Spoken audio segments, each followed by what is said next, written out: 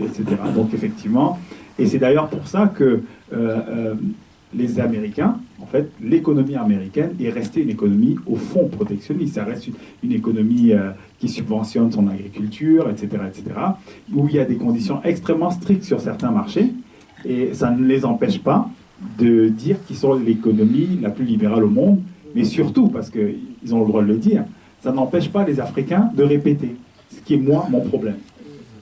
Mais bon, c'était encore les mêmes questions.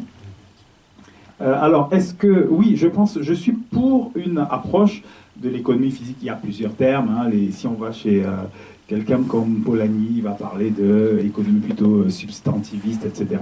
Effectivement, c'est important de raisonner sur l'économie, pas seulement avec des variables formelles, des PIB, des choses un petit peu vagues. Et parce qu'on voit que ça a posé beaucoup de problèmes à l'économie.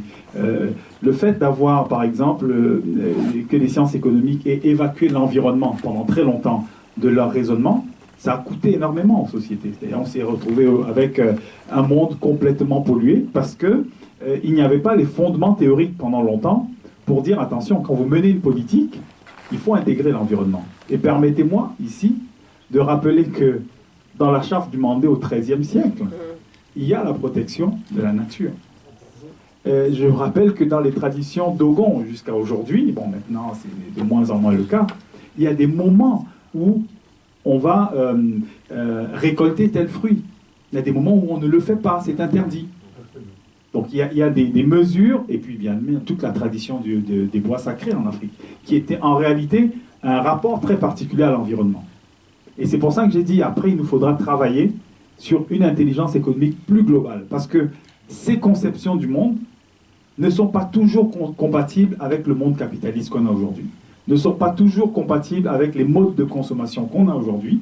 Et il faudra bien qu'à un moment donné, les Africains disent leurs mots à partir de ce qu'ils ont et ce qu'ils savent.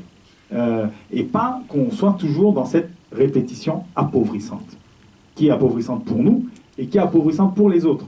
Et quand je dis pour les autres, j'en reviens à l'observation de notre ancien qui vient d'arriver, qui parlait de la place, comment travailler avec les autres, avec la France, etc.